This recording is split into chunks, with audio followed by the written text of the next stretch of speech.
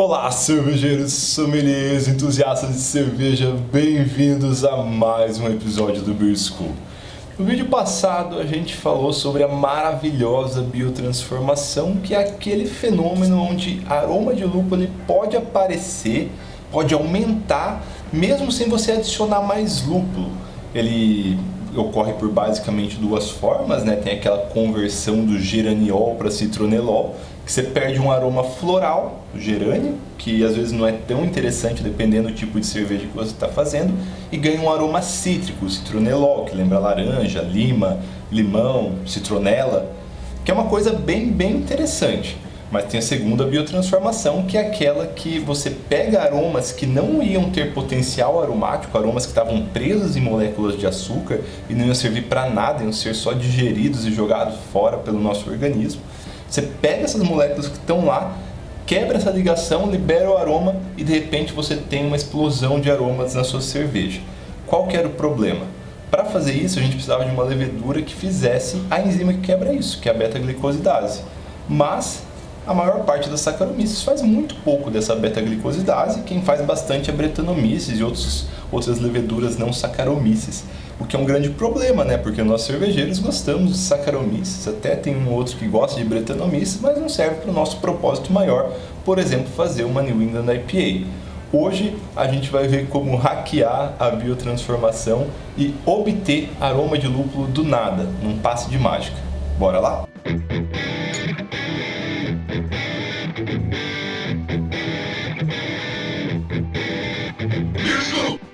Na verdade, me desculpem pelo título clickbait aqui, era só pela zoeira do vídeo passado, esse de hackear. Na verdade, de hack não tem nada, né? São procedimentos científicos e que algumas pessoas, inclusive, falaram nos comentários do vídeo anterior se não era possível fazer isso.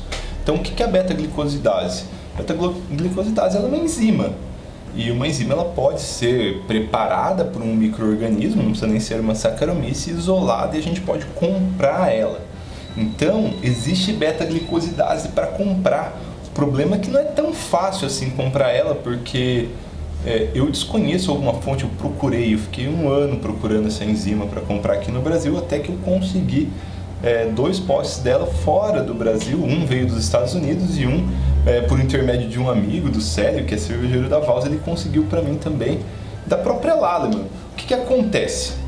Essas ligações glicosídicas entre um açúcar e um composto aromático de interesse, elas não são só mérito da cerveja, existem outras indústrias que utilizam isso de forma muito mais corriqueira e muito mais aprofundado do que dentro da indústria cervejeira. Então a indústria de vinhos, por exemplo, na uva, você tem compostos aromáticos da uva ligados em açúcar. E aí você pode fazer dosagem dessa levedura para liberar esses compostos de aroma, sei lá, aromas que lembram cereja. Isso dá para fazer até na cerveja também, esse tipo de aroma. E você consegue um boost de aroma sem gastar praticamente nada. E qual que é o nosso objetivo quando a gente faz uma cerveja tão lupulada quanto uma New England? É conseguir aroma de lúpulo sem adicionar tanto lúpulo. Porque a gente tem lá 10 gramas por litro, 15 gramas por litro, 20, 25 gramas por litro de lúpulo as pessoas estão utilizando no dry hopping, e isso tem 2 problemas. O problema financeiro, por um lado, né? Porque, imagina, no nosso nível de cervejeiro caseiro, a gente está usando meio pacote de lúpulo por litro de cerveja. Então não faz muito sentido, né? E aí você vai lá, pega as latas de New England, custam R$50 a lata. Aí não dá para comprar também. Esse é um dos problemas, mas tem outro problema. O problema é sensorial. Quando você usa uma quantidade enorme de lúpulo, você basicamente vai estar dando condições para ter um harsh maior no final da cerveja. O harsh é aquela sensação desagradável que a maior parte das New Englands de 2016, 2017 tinham, hoje estão contornando um pouquinho. E assim como nas outras indústrias, é possível fazer essa dosagem para aumentar aroma, na indústria cervejeira isso já é utilizado. Aqui no Brasil, pouquinho. Todo um grupo de cervejarias profissionais aqui no Brasil, uma ou outra pessoa fala disso. Nos Estados Unidos já parece uma coisa que é bem mais corriqueira, uma coisa que acontece com mais frequência.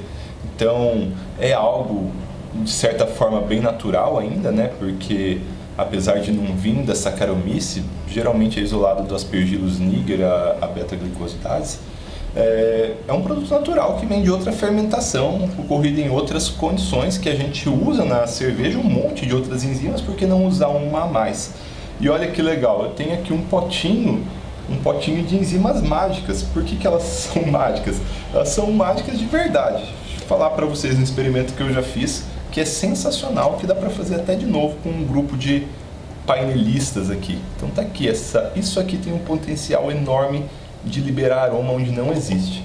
Então esse teste que eu fiz, ele foi bem simples. Vamos recordar um pouco. Essa molécula de aroma, esse linalol, geraniol, está ligado numa molécula de açúcar e está presente no próprio lúpulo. O lúpulo tem isso. E essa molécula não é volátil. Então a gente vai fazer a abraçagem, a gente vai fazer sacarificação, vai fazer fervura, está lá a molécula vai passar, vai para a fermentação. Ela não é volátil, não evapora na fervura, ela não é volátil, não evapora na fermentação, mas ela está ali, na cerveja final. Então, o experimento que eu fiz foi bem simples e bem mind-blowing assim, que é pegar uma cerveja comercial, pega, abre e dosa um pouquinho dessa levedura lá dentro. Quer dizer, não pode ser qualquer cerveja comercial, ela tem que ter precursor de geraniol ou de linalol, que seria então ligado na molécula de açúcar. Então, tem que ser privilegiando uma cerveja americana, que usou algum lúpulo, Amarillo, Cascade, Mosaic. Então, pega lá, coloquei, abri, dosei, fechei rapidinho, coloquei para descansar por alguns dias. 2, 3 dias depois, quando abriu, em comparação com a outra, tinha mais aroma de cerveja. E aí? A gente surgiu o aroma do nada, a gente pegou o aroma, fez surgir aroma sem adicionar lúpulo, porque tinha aroma potencial dentro da cerveja. E quem vende essa levedura, e ela infelizmente eu acho que não tem no Brasil para comprar, é a própria Lallemand, que se chama Lauzyme. Basicamente, se a gente vê aqui o que é a Lauzyme, ela é uma mistura de beta-glicosidase e pectinase também. Então a gente está bem interessado aqui na beta-glicosidase, ela vem do Aspergillus niger. E as informações que a gente tem para utilizar, basicamente, vem de informações, reprodução de informações que são utilizadas na produção de vinho. Então tá aqui, ó, como eu ganhei uma amostra não comercial, foi a própria Lallemand que mandou, na verdade, então tá o potinho sem o nome aqui. E como o objetivo dessa nossa New England não vai ser só fazer uma New England muito boa, mas vai ser fazer uma New England muito boa, tentando usar a menor quantidade possível de lúpulo, eu acho que eu vou fazer pelo menos uma versão dela utilizando essa levedura. Como vocês talvez vão querer replicar a receita, pode ser que eu faça outra versão sem ela também. A gente compara principalmente em nível de hash.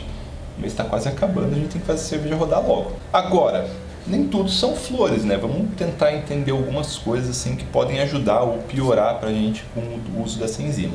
Extrapolando do uso em vinho, a dosagem dela vai aí de 0,25 a 0,5 gramas para cada 20 litros de cerveja. Então aqui eu tenho levedura para fazer cerveja, enzima para fazer cerveja até não querer mais frente ao tanto que eu faço, né? Se a gente pegar o livro do Scott Jenish, o The New IPA, lá ele cita alguns artigos que falam que a atividade da enzima beta-glicosidase é inibida pela presença de açúcar. E essa atividade dela pode ser inibida em até 80% pela presença de glicose. Pode ser inibida em 20% pela presença de sacarose, de frutose, que sempre tem no moço cervejeiro. E isso é ruim, né? Por quê? São moléculas que provavelmente brigam pelo mesmo sítio ativo da enzima. Então a glicose ela deve encaixar no sítio ativo da enzima lá. Eu estou falando isso que é uma probabilidade, eu não tenho certeza, tá? Então a glicose ela pode encaixar lá e ela fica entupindo o sítio ativo da enzima. E a enzima não é tão eficiente assim. Então, qual que é a sugestão no livro do Scott Jenish e que ainda converge com a sugestão que vem lá do vídeo passado da própria Lallemand, né? Então, a biotransformação, se a gente for fazer com o micro-organismo, a gente tem que fazer a dosagem de lúpulo durante a fermentação ativa. Só que, se a gente for usar a beta-glicosidase, a enzima, a gente não tem que fazer durante a fermentação ativa. Porque a gente mesmo que vai colocar a enzima lá, não é a levedura que vai colocar a enzima lá. E a gente quer que ela se distancie do açúcar. Então, em que horas que a gente vai dosar essa levedura? No final da fermentação. Quando a fermentação estiver acabando ou quando ela já tiver acabado, na verdade. A gente pode dosar essa levedura. Porque os precursores de aroma, eles vão estar lá dentro e eles não somem, não tem como eles sumir. Então, a gente dosa no final. pH e temperatura são muito importantes também. Só que a gente não pode trabalhar muito nisso. Se a gente está fazendo uma ale ali, 20 graus, a gente pode subir até uns 25 mais ou menos, mas a gente não pode exagerar muito além disso, né? Quer dizer, cervejarias até pasteurizam cerveja, então daria certo. Só que a temperatura ótima da beta-glicosidase é perto dos 38 graus. Se a gente ficar longe da temperatura ótima, o que vai acontecer? A gente não vai ter a eficiência que a gente queria? Não, a gente vai ter uma reação mais lenta, na verdade. Então pode levar alguns dias para essa reação se completar. pH não adianta nem muito falar, né? pH também influencia na cinética da reação, só que a gente está com a cerveja finalizada, então a gente vai colocar pós-fermentação, a gente não tem muita liberdade para brincar com o pH. Então, até alguns artigos, é que na verdade tem muitas fontes de beta-glicosidase, né? Mas alguns artigos mostram que um pH mais baixo é mais vantajoso, inclusive para sour, e principalmente para a primeira biotransformação, né? Para aquela que é só a inversão da molécula. Mas a gente não vai mexer no pH, a gente vai usar o pH que está. Só que o que acontece também? A beta-glicosidase, ela quebra essa ligação de açúcar e aroma, mas não existe só açúcar e aroma. Falei para vocês no vídeo passado, né, que tem um monte de compostos importantes para a planta que ficam ligados com o açúcar. Então, é muito perceptível, e existem alguns artigos que relatam isso, que o uso prolongado da beta-glicosidase, ele tende a causar turbidez na cerveja, porque além de liberar aroma, libera outros compostos, e esses compostos acabam causando turbidez. O que seria problema para um monte de tipos de cerveja, mas felizmente para uma New England IPA isso não é um problema. Então a gente nem vai se preocupar muito com isso. Agora, se mesmo assim você quiser usar beta-glicosidase, por exemplo, para fazer uma American IPA clarificadinha, aí existem outras técnicas também. Extrapolando da indústria cervejeira, vindo lá da indústria do vinho, eles usam betonita para diminuir a atividade da beta-glicosidase. Por algum mecanismo, o qual eu desconheço, na verdade, vai interromper a ação da beta-glicosidase e você ainda vai ter uma cerveja clarificada. De acordo com o livro de Scott Jennings, está lá no capítulo sobre biotransformação. É uma coisa muito triste ter algo tão legal em mãos e não ter como compartilhar, mas talvez com alguma pressão que a gente faz na Lallemand pode começar a vender isso aqui no Brasil.